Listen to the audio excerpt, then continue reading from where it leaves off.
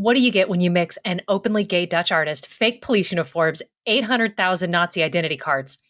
The most fabulous act of resistance that you've never heard about. Hi, I'm Teresa, one of the co-hosts of the Unhinged History podcast, and I'm going to tell you about Willem Arondeus. So Willem Arondeus was a gay Dutch artist who decided that if the Nazis were going to be so dramatic about persecuting the minorities, he would show him what drama really looked like. He's born in 1894 to a Dutch costume designer parents that are already iconic, and Willem came out at 17 and promptly got kicked out.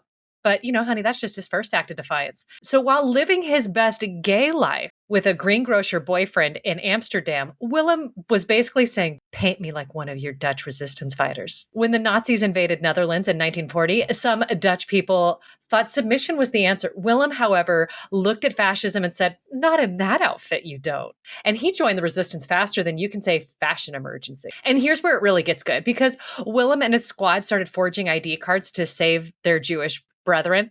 But here's one tiny problem. The Nazis could check these forgeries, so they decided to take some acts against the official records.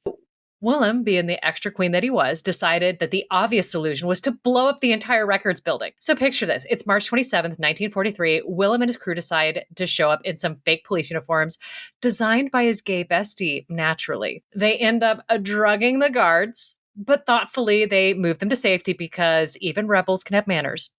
And then they set 800,000 identity cards on fire. Talk about a party. And sure, they got caught because somebody snitched, because there's always going to be one of them, right?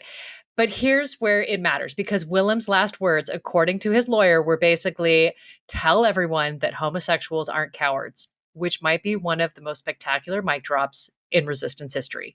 The real gag, the Dutch government later posthumously gave his medal to the same family that rejected him and credited a straight guy for his fabulous act of rebellion. And it took until the 1990s for history books to acknowledge that this architectural arsonist was in fact orchestrated by a gay artist. So here's to Willem Arondeus, who proved that sometimes the best way to resist fascism is to do it with style, courage, and some perfectly tailored fake police uniforms.